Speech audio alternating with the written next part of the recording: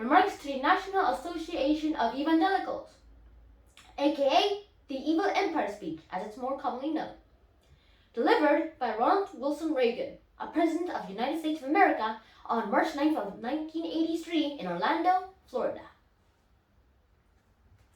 Ladies and gentlemen, the President of the United States, Ronald Reagan.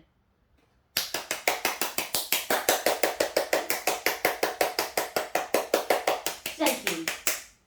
Thank you very much. Thank you very much. Thank you very much. Thank you very much.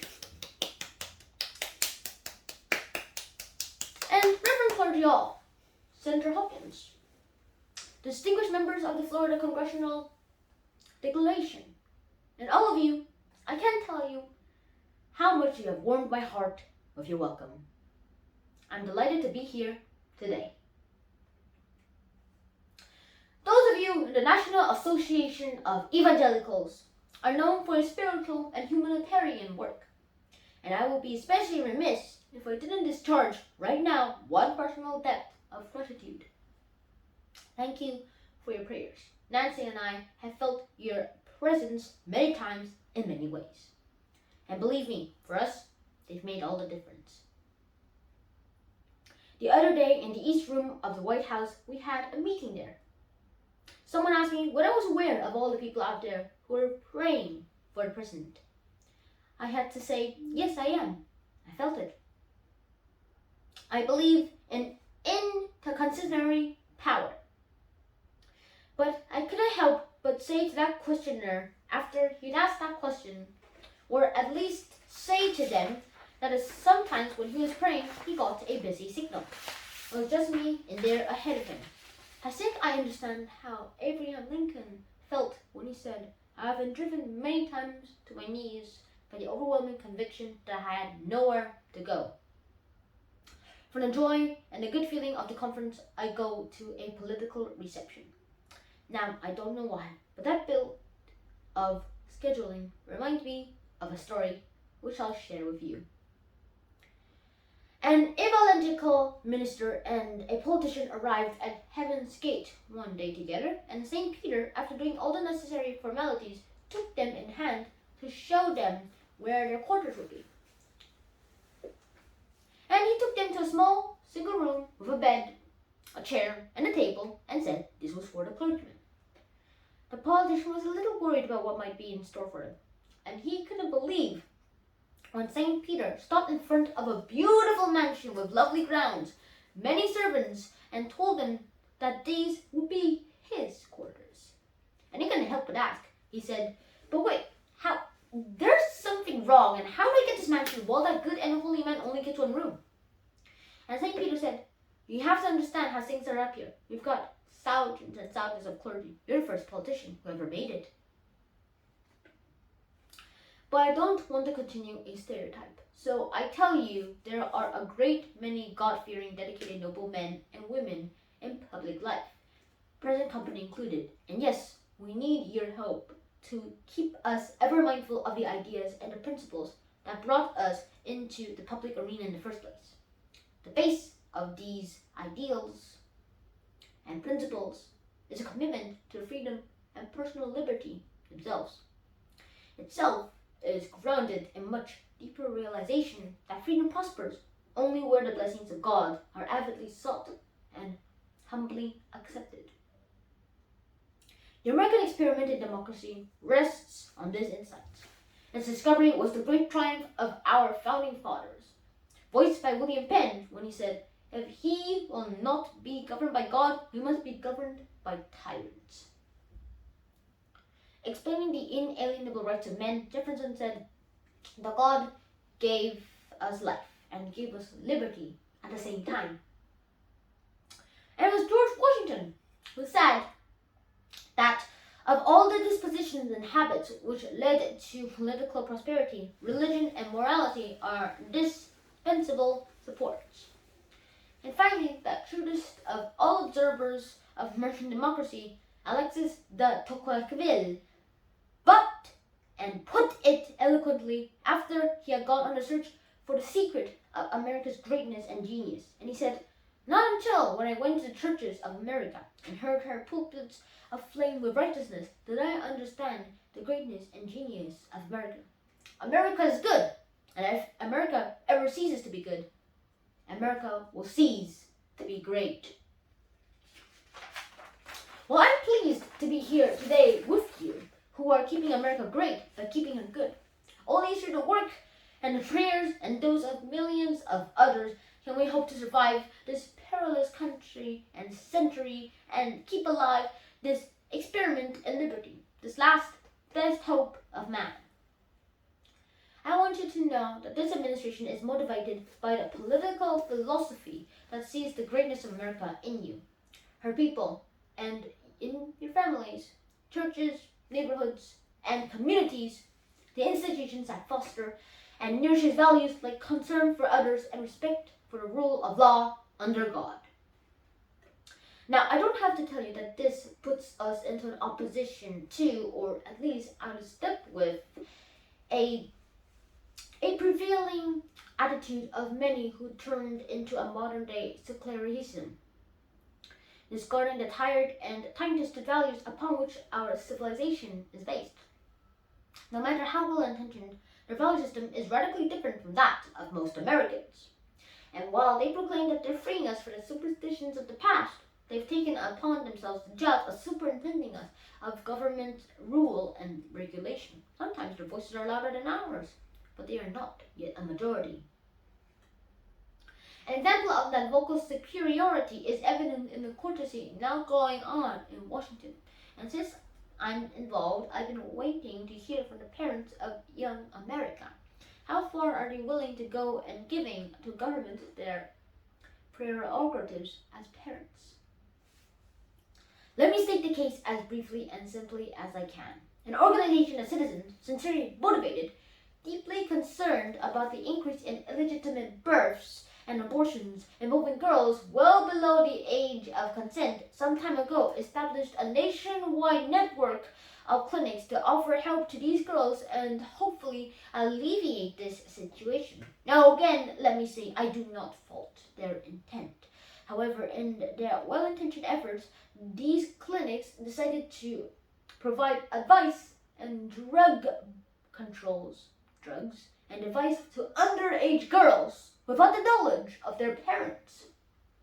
For some years now, the federal government has helped with funds to subsidize these clinics.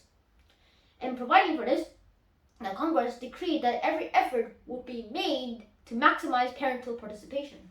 Nevertheless, the drug and devices are prescribed without getting parental consent or giving notification after they've done so. Girls turned sexually active and that was replaced with the word promiscuous are given this help in order to prevent illegitimate birth or abortion. Well, we have ordered clinics receiving federal funds to notify parents such help has been given. One of the nation's leading newspapers has created the term squeal rule, an editorial against us for doing this, and we're being criticized for violating the priority of young people. A judge has recently granted an injunction against enforcement of our rule. I watched TV panels shows discuss this issue, seeing columnists pontificating on their error, but no one seems to mention morality as playing a part in the subject of sex. Is all of Judeo-Christian tradition wrong? Are we to believe in something so sacred can be looked upon as purely physical sin with no potential for emotional and psychological harm? And isn't it the parents' right to give counsel and advice to keep their children from making mistakes that may affect their entire lives? Many of us in government would like to know what parents think about this intrusion into family by government. We're going to fight in the courts the rights of parents and the rights of family, taking precedence over those of Washington-based bureaucrats and social engineers. But the fight against parental notification is really only one example of many attempts to water down traditional values and even abrogate the original terms of American democracy. Freedom prospers when religion is vibrant and the rule of law under God is acknowledged. When our founding fathers passed the First Amendment, they sought to protect churches from government interference. They never intended to construct a wall of hostility between government and concepts of religious belief itself.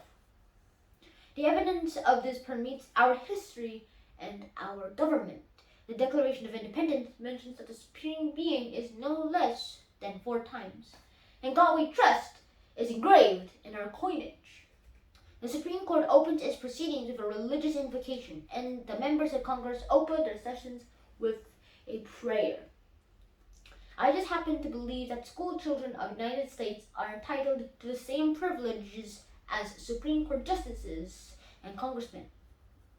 Last year, I sent the Congress a constitutional amendment to restore prayer to public schools. Already in the session, there's growing bipartisan support for that amendment, and I am calling on the Congress to act speedily to pass it and to let our children pray. Perhaps some of you read recently about the Lubbock school case, where a judge actually ruled that it was unconstitutional for a school district to give equal treatment to religious and non-religious student groups, even when the group meetings were being held during the students' own time. The First Amendment never intended to require government to discriminate against religious speech. Senators Denton and Hatfield have proposed legislation in the Congress on the whole question of prohibiting discrimination against religious forms of student speech. Such legislation could go far to restore freedom of religious reason and speech for public school students, and I hope that the Congress considers these bills quickly. And with your help, I think it's possible we could also get the constitutional amendment through Congress this year. More than a decade ago, a Supreme Court decision literally wiped off the book of 50 states' statutes protecting the rights of unborn children. Abortion on demand now takes the lives of up to 1.5 million unborn children a year. Human life legislature ending this tragedy will someday pass the Congress, and you and I must never rest until it does. Until it can be proven that an unborn child is not a living entity, then its rights to life, liberty, and the pursuit of happiness must be protected. You may remember that when abortion on demand began, many, and indeed I'm sure many of you, warned that the practice would lead to a despite in the respect for human life, that the philosophical premises used to justify abortion on demand would ultimately be used to justify other attacks on the sacredness of human life. Infanticide or mercy killing. Tragically enough, those warnings proved all too true. Only last year, a court permitted by the death of starvation of a handicapped infant.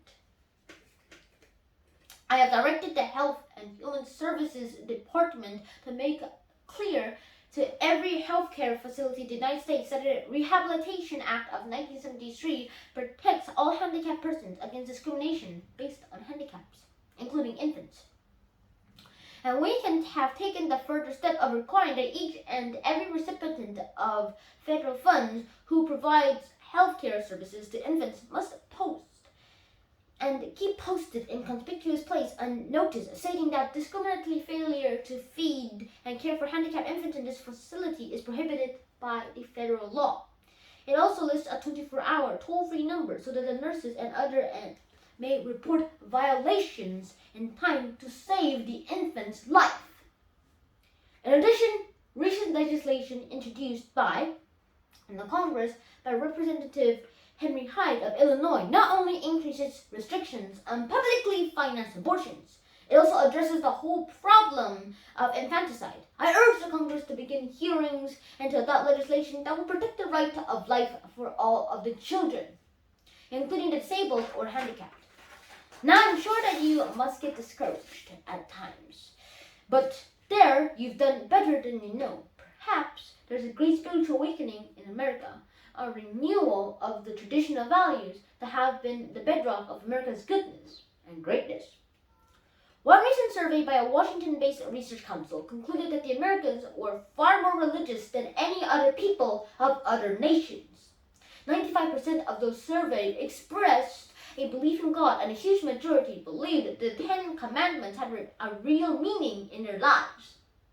And another study has found that an overwhelming majority of Americans disapprove of adultery, teenage sex, pornography, abortion, and hard drugs. And this same study showed a deep reverence for the importance of family ties and religious belief. I think the items that we've discussed here today are a key part of the nation's political agenda. For the first time, the Congress is openly and seriously debating and dealing with the prayer and abortion issues that are enormous progress right there. I repeat, America is in the midst of a spiritual awakening and a moral renewal. And with your biblical keynote, I say today, yes, let justice roll on like a river, righteousness like a never-failing stream. Now, obviously, much of this new political and social consensus I've talked about is based on a positive view of American history, one that takes pride in our country's accomplishments and record. But we must never forget that no government schemes are going to perfect man.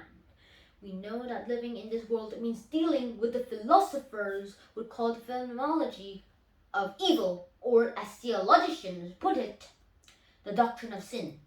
There is sin and evil in the world, and we're enjoined by Scripture and the Lord Jesus to oppose it with all our might. Our nation, too, has a legacy of evil with which it must deal. The glory of this land has been its capacity for transcending the moral evils for all the past. For example, the long struggle of minority citizens for equal rights, open source of this unity and civil war, is now a point of pride for all Americans. We must never go back. There is no room for racism, anti-Semitism, or other forms of ethnic and racial hatred in this country. I know that you've been horrified, as have I, of the resurgence of some hate groups preaching bigotry and prejudice. Use the mighty voice of your pulpits and the powerful standing of your churches to denounce and isolate those hate groups in our midst. The commandment given us is clear and simple. Thou shalt love thy neighbor as thyself. But whatever sad episodes exist in our past, any objective observer must hold a positive view of American history. A history that has been the story of hopes fulfilled and dreams made into reality. Especially in this century, America has kept alight the torch of freedom, but not just for ourselves, but for millions of others around the world. And this brings me to my final point today. During my press conference as president, in answer to a direct question, I pointed out that as good Marxist-Leninists, the Soviet leaders have openly and publicly declared that the only molarity they recognize is that which will further their cause, which is world revolution. I think I should point out I was only quoting Lenin, their guiding spirit, who said in 1920 that their replicate all morality and proceeds from supernatural ideas, that's their name for religion, or ideas that are outside class conceptions. Morality is entirely subordinate for the interests of class war, and everything is immoral that is necessary for the annihilation of the old, explaining social order and for uniting the proletariat. While I think the refusal of many influential people to accept this elementary fact of Soviet doctrine illustrates a historical reluctance to see a totalitarian powers for what they are. We saw this phenomenon in the 1930s. We see it often today. This doesn't mean we should isolate ourselves and refuse to seek an understanding with them. I intend to everything I can to persuade them for our peaceful inherit. To remind them that was the West that refused to see and use its nuclear monopoly in the 40s and the 50s for territorial gain, and which now proposes a 50% cut in strategic ballistic missiles and an elimination of an entire class of land-based intermediate-range nuclear missiles. At the same time, however, it must be made to understand we will never compromise our principles and standards. We will never give away our freedom. We will never abandon our belief in God. And we will never stop searching for a genuine peace. But we can assure none of these things America stands for through the so-called nuclear-free solutions proposed by some. The truth is that a freeze now would be a very dangerous fraud. For that is merely the illusion of peace. The reality is that we must find peace through strength. I would agree to a freeze if only we could freeze the Soviets' global desires. A freeze at current levels of weapons would remove any incentive for the Soviets to negotiate seriously in Geneva and virtually end our chances to achieve the major arms reductions which we have proposed. Instead, they would achieve their objectives through the freezes. A freeze would reward the Soviet Union for its enormous and unparalleled military buildup. It would prevent the essential and long overdue modernization of the United States and Allied defenses and would leave our aging forces increasingly vulnerable. And an honest freeze would require extensive prior negotiations on the systems and numbers to be limited and on the measures to ensure effective verification and compliance. And the kind of freeze that has been suggested would be visually impossible to verify. Such a major effort would divert us completely from our current negotiations on achieving substantial reductions. A number of years ago, I heard a young father, a very young, prominent young man in the entertainment world, addressing a tremendous gathering in California. It was during the time of the Cold War, and communism and our own way of life were very much on the people's minds. And he was speaking to that subject, and suddenly, I heard him saying, "I love my little girls more than anything." And I said to myself, "Oh no, don't. You can't. Don't say that." But I had underestimated him.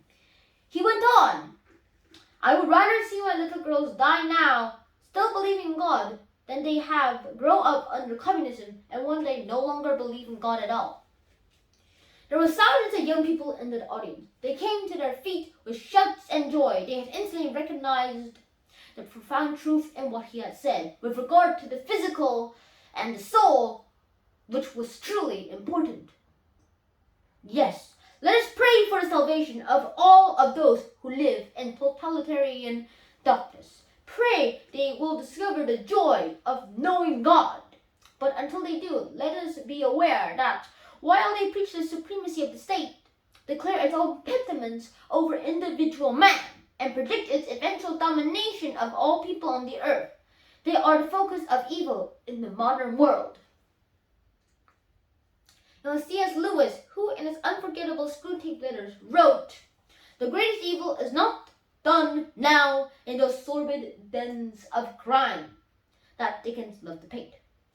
It is not even done in the concentration camps and labor camps. In those we see its final result. But it is conceived and ordered, moved, seconded, carried, minuted in clear, competent, warmed, and well-lighted offices by quiet men with white collars and cut fingernails and smooth-shaven cheeks who do not need to raise their voices." Well, because these quiet men do not raise their voices, because they sometimes speak in soothing tones of brotherhood and peace, because like other dictators before them, they're always making their final territorial demands, some would have us accept them at their word and accommodate ourselves to their aggressive impulses. But if history teaches anything, it teaches that simple-minded appeasement or wishful thinking about our adversaries is folly. It means the betrayal of the past, squandering of our freedom. So I urge you to speak out against those who place the United States in a position of military and moral inferiority. You know, I've always believed that old Screwtape reserved his best efforts for those of you in the church. So in your discussions of the nuclear freeze proposals, I urge you to beware the temptation of pride, the temptation of biffly declaring yourselves above it all and label both sides equally at fault, to ignore the facts of history and the aggressive impulses of an evil empire, to simply call the arms race a giant misunderstanding and thereby remove yourself from the struggle between right and wrong and good and evil. I ask you to resist the attempts of those who would have you withhold your support for our efforts, this administration's efforts to keep America strong and free, while we negotiate real and verifiable reductions in the world's nuclear arsenals, and one day, with God's help, their total elimination. While America's military strength is important, let me add here that I've always maintained that struggle now going on for the world will never be discovered and decided by bombs or rockets, by armies or military might. The real crisis we face today is a spiritual one. At root, it is a test of moral will and faith. Whittaker Chambers, the man whose own religious conversation made him a witness to one of the terrible traumas of his time. His Chambers case wrote that the crisis of the Western world exists to the degree in which the West is indifferent to God, the degree to which it collaborates in the communism attempt to make man stand alone without God. And then he said, for Marxism, Leninism is actually the second oldest faith, first proclaimed in the Garden of Eden with the words of temptation, you shall be as gods. The Western world can answer this challenge, he wrote, but only provided that its faith in God and the freedom he enjoys is as great as the communism's faith in man. I believe we shall rise to the challenge. I believe that communism is another sad, bizarre chapter in human history whose last pages, even now, are being written. I believe this because the source of our strength in the quest for human freedom is not material, but spiritual. And because it knows no limitations, it must terrify and ultimately triumph over those who would enslave their fellow men. For in the words of Islam, he giveth power to the faint, and to them that have no might he increased strength. But they wait upon the Lord shall renew their strength. They shall mount up with wings as eagles, and they shall run and not be weary. Yes, change your world. One of our founding fathers, Thomas Paine, said, we have it within our power to begin this world anew over again. We can do it again, doing together what no one church could do by itself. God bless you, and thank you very much.